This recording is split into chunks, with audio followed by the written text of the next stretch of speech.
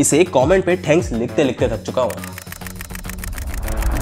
Stories have always been a part of our life, from bedtime stories to mythology to school की extra reading book. From watching our favorite Shaktiman and Hatim to one of the biggest blockbuster in Indian cinema, 30 मार खां। क्या flop थी? Well, not every story is great, but बचपन से ही हमारी life का एक बहुत बड़ा पार्ट रही है एंड सबकॉन्शियसली वी नो कि कौन सी स्टोरी अच्छी है और कौन सी खराब। सबकॉन्शियसली तो ठीक है, बट कॉन्शियसली कैसे पता करें कि what makes a great story? उसी की तो बात करनी है आज। देखो, सिंपल स्टोरीज तो कोई भी सुना सकता है। एक लड़का था जो बाहर गया, बारिश हो रही थी और वो भीग गया। इतनी सिंपल सी स्टोरी को आज हम कन्वर्ट करने वाले हैं एक एक्चुअल अच्छी स्टोरी में by using the 4 crazy techniques of story telling. मुझे भी शुरू से ये टेक्निक्स नहीं आती थी और मैं काफी फ्लैट स्क्रिप्ट्स लिखता था, बहुत ज्यादा लीनियर एडिटिंग करता था और रिजल्ट्स भी कुछ वैसे ही थे। But as soon as I started applying this story telling techniques, results also changed entirely. और जो 4th टेक्निक है ना भाई, वो उसके लिए तो आपको रुकना ही चाहिए। स्टोरी तो मैं भी सुना सकता हूँ, तू इस वीडियो में कैसे आया? पॉपुलैरिटी से। तू सुनाएगा स्टोरी? कुछ पता भी है स्टोरीज के बारे में?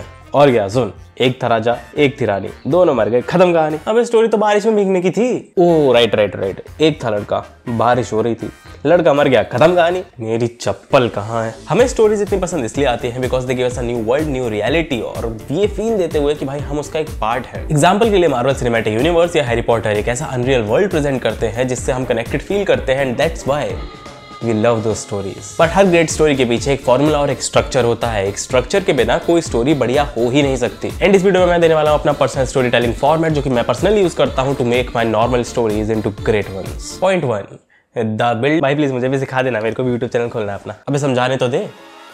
Point 1, the building blocks. अभी हमने जो एक स्टोरी ली थी कि एक कैरेक्टर है, वो बाहर गया और बारिश हो रही थी, वो भीग गया।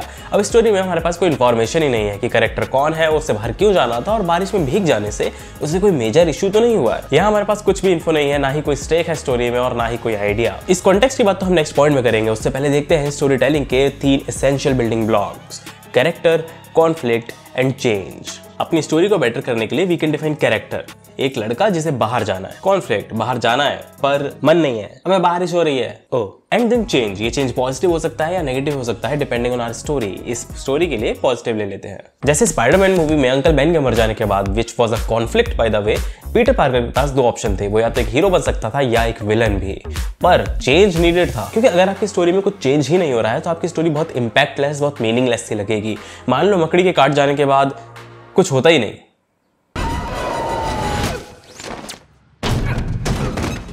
इसलिए स्टोरी के कॉन्फ्लिक्ट से कुछ चेंज होना इज वेरी इंपॉर्टेंट। हमारी स्टोरी में बारिश हो जाना कोई चेंज नहीं है, बल्कि वो एक कॉन्फ्लिक्ट है। उसके बाद जो होगा उसे हम चेंज कहते हैं।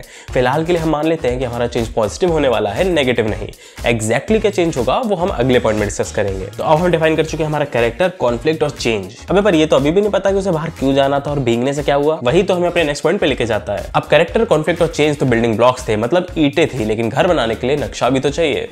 दस स्ट्रक्चर। अब देखिए, इसमें सबसे पहले आता है इंट्रोडक्शन। मेरा नाम लीजी नाथ है, मैं 21 साल का हूँ और मेरी हॉबी सोना है। क्या कर रहा है? इंट्रोडक्शन दे रहा था। अब तेरा इंट्रोडक्शन नहीं, कैरेक्टर का introduction. In this part we establish the character, और हम अपने ऑडियंस को अपने स्टोरी के वर्ल्ड से इंट्रोड्यूस कराते हैं। इस स्टोरी के लिए मान लेते हैं कि हमारा जो कैरेक्टर है उसका नाम विक्रम है, वो एक MNC में काम करता है और आज उसके बॉस से एक बहुत ही इंपॉर्टेंट मीटिंग है जिसके लिए उसे ऑफिस जाना है। अब हमने एक स्टेज सेट कर दिया है, कैरेक्टर इंट्रोडक्शन दे दिया है, वो क्या है, क्या करता है बता दिया है। अब आता है राइजिंग एक्शन। यहाँ हम टेंशन बिल्ड करते हैं। उसे स्कूल नहीं बोलते।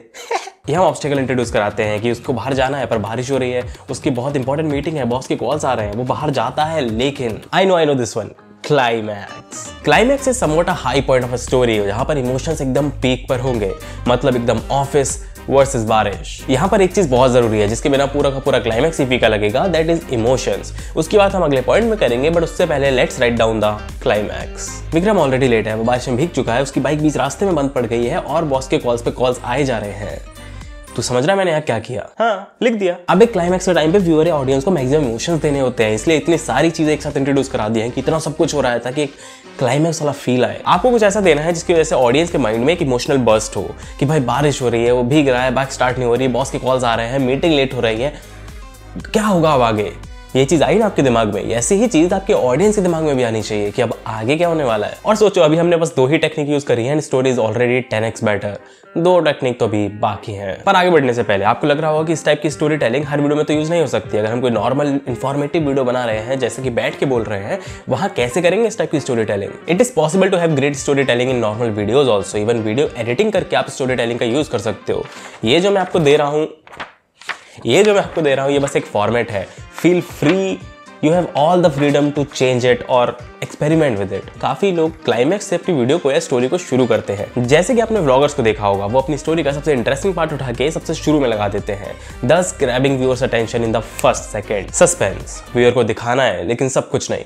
ये ट्रिक आप एडिटिंग में भी यूज कर सकते हो, जैसे कि मैंने इस वीडियो में किया था, जहां मैंने आपको बता दिया था कि 4 टेक्निक्स है, लेकिन क्या है वो रिवील नहीं किया, इसलिए आप अभी तक रुके हुए हो। अब क्लाइमैक्स खत्म हो गया, नेक्स्ट आता है रिजोल्यूशन। मतलब क्लाइमैक्स की जो हाई इंटेंसिटी थी, हमें उसे धीरे धीरे ड्रॉप करना है और लेके आना है रिजोल्यूशन पे। तो हमारे कैरेक्टर ने डिसीजन लिया कि अब भीग गए हैं तो भीग गए हैं, ऐसे ऑफिस जाएंगे, कोई बात नहीं। जैसे ही वो ऑफिस पहुंचा, ऑफिस में बाढ़ आ गई थी। अबे नहीं, बॉस मर गया था। है अच्छा ऐसे बोले ना, कैरेक्टर मर गया, खत्म कहानी। अबे तो सबको मार क्यों रहा है, एंडिंग में पॉजिटिव चेंज है भाई। बाकी आप लोगों को ये शीट मैंने डिस्क्रिप्शन में दे दिया है, वहां से जाकर आराम से फ्री में से डाउनलोड कर सकते हो।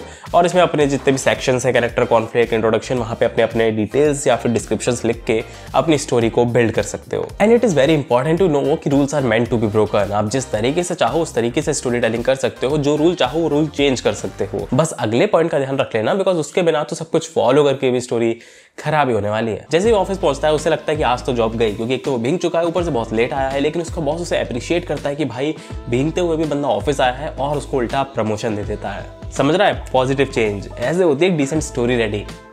स्टोरी में अच्छा है, मेरा बॉस तो निकाल ही देता। Point 3, emotions. ये एक ऐसी चीज है जो आपकी नॉर्मल से नॉर्मल स्टोरीज में भी जान डाल सकती है, और इसको करने के बहुत सारे तरीके हैं। Let's proceed one by one. देख, पहला तरीका इमोशन को डिस्क्राइब करना, कि वो बीच रास्ते पे खड़ा था, बाइक बंद हो गई थी, वो लगातार उसे चालू करने की कोशिश कर रहा था, बट वो चालू ही नहीं हो रही थी। बॉस की कॉल्स पे कॉल्स आए जा रहे थे, वो काफी डरा हुआ था, लेकिन उन गिरती हुई बारिश की बूंदों में उसके आंसू जैसे छुप से गए थे। करने लगा ना imagine. There is a very great thing about our mind, कि हम जो चीज़ सुनते हैं, कोई भी जो चीज़ बोलता है, हम तुरंत इमेजिन करने लगते हैं।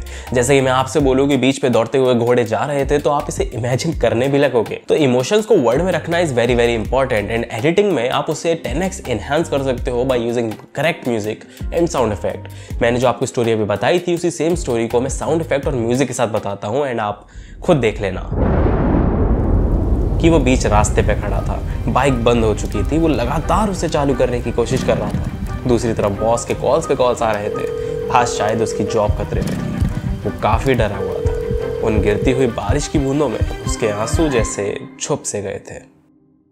समझ I the power of editing. मैंने आपको एकदम ब्लैंक स्क्रीन पे ये चीज़ दिखाई, बट आपको फिर भी फील हुआ होगा कुछ कुछ। सोचो अगर इसके साथ अच्छे विजुअल्स भी होते तो क्या ही स्टोरी टेलिंग होती। लेकिन अब उस फॉर्मूला शीट में हम ये चीज़ कैसे लिखें, बताता हूँ। इमोशंस सेक्शन में मैंने 4 डब्बे दे रखे हैं। यहाँ हमको डिस्क्राइब करना है कि हमारी स्टोरी के कौन से सेक्शन में हम कौन सा इमोशन ट्रिगर करना चाहते हैं। जैसे कि इंट्रोडक्शन में रश्ड, राइजिंग एक्शन में सस्पेंस, क्लाइमैक्स में स्केयर्ड और इमोशनल इमोशन, और रिजोल्यूशन में हैप्पी और ग्रेटफुल वाले इमोशंस। पर अगर किसी पार्ट में इमोशन नहीं ना हो तो देखो, ये तो पॉसिबल है ही नहीं कि आपकी स्टोरी के किसी पार्ट में कोई भी इमोशन नहीं होगा। कोई ना कोई इमोशन तो आपकी स्टोरी में होगा ही होगा, अगर आप कोई स्टोरी टेल कर रहे हो तो।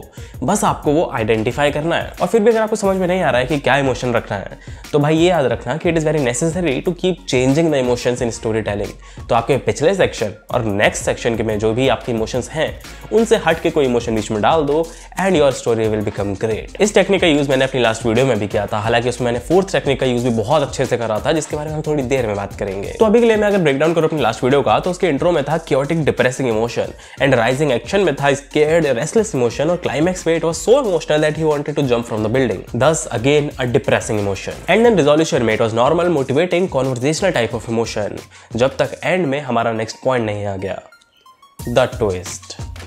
वो तो दूसरे की गर्दन को करते हैं ना, क्या कर रहा है तू आजकल। ये एक ऑप्शनल पार्ट है, इट्स नॉट नेसेसरी कि हर स्टोरी में एक ट्विस्ट हो, बट अगर स्टोरी के एंड में या फिर कहीं पे जाके एक सडन ट्विस्ट आता है, एक सडन चेंज ऑफ इमोशन आता है, तो उससे व्यूअर्स काफी ज्यादा हुक्ड हो जाते हैं वापस से, कि हाँ अभी थोड़ा सा सैड चल रहा था, अचानक से फनी हो गया, वाओ दैट्स समथिंग क्रेजी। ऐसा आपके ऑडियंस फील करे। क्रेज लग रहा हूँ क्या बोलते हुए। मैंने इस वीडियो में भी सारी स्टोरी टेलिंग टेक्निक्स का यूज किया है, इसलिए आप यहाँ तक रुके हुए हो।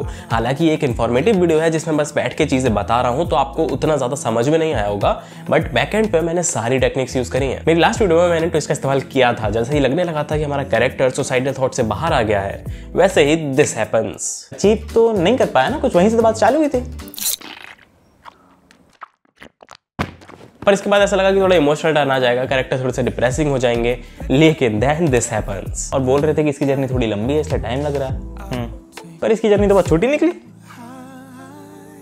अबे तू अब यहाँ स्टोरी में कोई ट्विस्ट नहीं आया, स्टोरी तो लीनियर ही चल रही थी, बट इमोशंस में बहुत ज़्यादा ट्विस्ट आया। तो वही मैं आपको शुरू से समझा रहा हूँ कि इट्स नॉट वेरी इंपॉर्टेंट कि आप लिटरल जो मैं वर्ड्स बोल रहा हूँ या फिर जो फॉर्मूलेज रूल्स में बता रहा हूँ वही फॉलो करो। आप जो रूल्स हैं, जो टेक्निक्स हैं, उन्हें मिक्स एंड मैच करके, उन्हें घुमा फिरा के, तोड़ मरोड़ के, जैसे भी यूज़ करना चाहते हो कर सकते हो। बस कुछ मेन चीज़ें हैं वो उनको आपको ध्यान रखना है। अब पर स्टोरी में ट्विस्ट का है ना, रिजोल्यूशन के शुरू में हमें लगता है कि आज तो उसकी जॉब गई, वो भीगा हुआ है, ऊपर से लेट आया है, लेकिन उसका बॉस उल्टा उसे प्रमोशन दे देता है। यही तो है ट्विस्ट। ओ हाँ, मैंने नोटिस नहीं किया। यही तो खूबसूरती है स्टोरी टेलिंग की। आप सारी टेक्निक्स यूज कर सकते हो, बट स्टिल आप मेक श्योर कर सकते हो कि वो विजिबल ना हो व्यूअर को। क्योंकि अगर आपका एक क्लियर डिफरेंस दिखेगा ना कि भाई यहाँ पर इंट्रोडक्शन है या राइजिंग एक्शन है, क्लाइमेक्स है, तो स्टोरी बहुत ज़्यादा फोर्स्ड लगेगी। आपका ट्रांजिशन बहुत स्मूथ होना चाहिए सारे सेक्शंस के बीच में। आपको बस उस पर ध्यान देना है, बाकी काम तो ये मतलब मेरी फॉर्मूला शीट कर ही देगी। सेल्समैन बन जाऊं क्या मैं? तो जो फॉर्मूला शीट है और उसके साथ ही जो हमने इस वीडियो में स्टोरी डेवलप करी है, उसकी सैंपल फॉर्मूला शीट भी आपको डिस्क्रिप्शन में मिल जाएगी। आप दोनों जाके डाउनलोड कर सकते हो, जाके देख सकते हो कि हमने इस वीडियो में कैसे एक बहुत ही सिंपल सी स्टोरी को कन्वर्ट किया एक अच्छी स्टोरी में, कैसे हमने उसको डिस्क्राइब किया है पूरी फॉर्मूला शीट में, और आप उससे काफी कुछ सीख सकते हो। बस ये ध्यान रखना कि आप बस इस शीट को फॉलो करके मेरी वीडियो को देख के एक प्रो स्टोरी टेलर नहीं बन जाओगे। उसके लिए आपको लगेगी बहुत ज्यादा प्रैक्टिस। आपको काफी सारी मूवीज, वेब सीरीज देखनी पड़ेंगी, उनसे एनालिसिस करना पड़ेगा कि वो किस तरीके से स्टोरी टेलिंग टेक्निक्स का यूज कर रहे हैं, उन्हें आप सीखोगे एंड देन इंप्लीमेंट करोगे। तो हाँ, keep practising and you will one day become a good story teller for sure. और जब आप एक अच्छे स्टोरी टेलर बन जाओ तो मुझे मत भूल जाना, इसलिए सब्सक्राइब कर लो चैनल को, वीडियो को लाइक कर दो। I will meet in the next one, till then tata, bye bye.